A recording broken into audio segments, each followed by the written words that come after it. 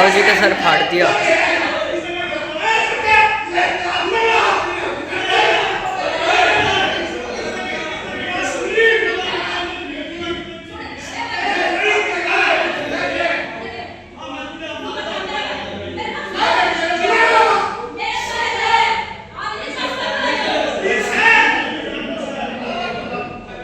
बड़ी खबर आपको बता दें कि पानीपत में बीती देर रात उस वक्त हड़कंप मच जाता है जब पानीपत शहर की वार्ड 17 से पार्षद रजनी गर्ग के पति व बीजेपी नेता सुरेंद्र गर्ग पर उनके ही ऑफिस में हमला कर दिया जाता है और हमले के बाद की तस्वीरें भी सामने आती है जिसमें कुछ लोग जो है झगड़ा करते हुए नजर आ रहे हैं।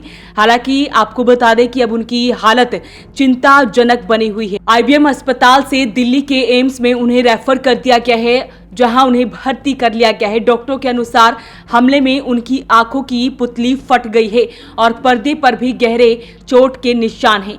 पानीपत के डॉक्टरों ने सुरेंद्र गर्ग की बाईं आंख को 99% तक डैमेज होने की आशंका जताई है।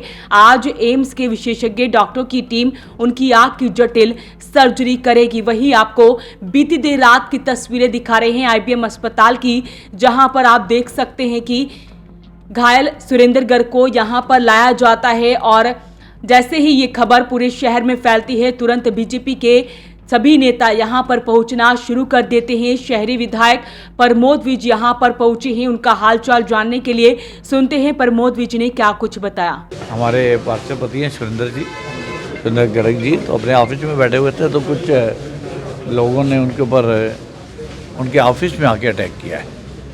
बड़ा गंभीर मामला है और सरकार इस वक्त की चिंता करेगी कि इस तरह की वारदात हो कैसे की और क्यों की गई है जी।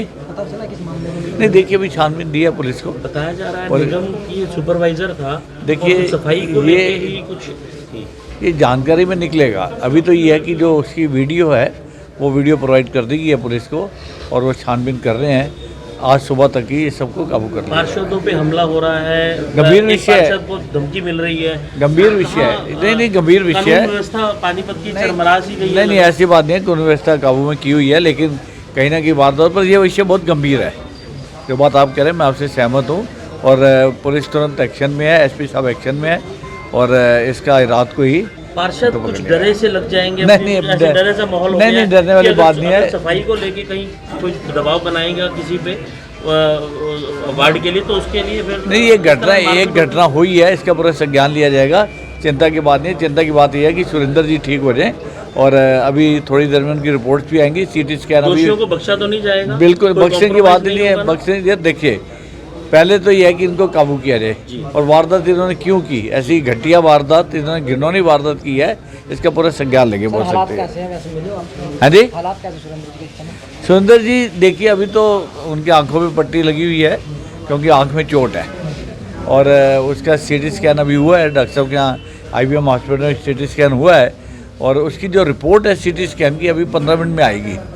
सीटी स्कैन के प्रिंट आउट तो देखें, लेकिन रिपोर्ट जब तक आ ना जाए तब तक नहीं कहा जा सकता और अभी उनको थोड़ी देर के लिए एक और हॉस्पिटल में चेक करवाने के लिए लेके जा रहे हैं, फिर निर्णय होगा कि क्या करना है।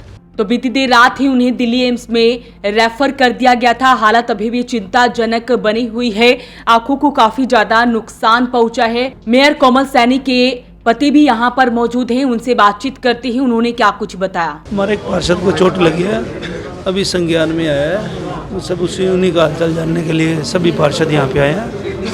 कुछ पता लगा सर किस बात को लेकर कहाँ सुनी थी, क्या अभी विषय जांच का भी पता करेंगे किस बात को लेकर थी। अभी पहुँचे ही हैं, सब चीज़ों का पता करेंगे। हालत कैसी है? ठीक है, बात कर रहे हैं, मेरी खुद बात हुई है उनसे।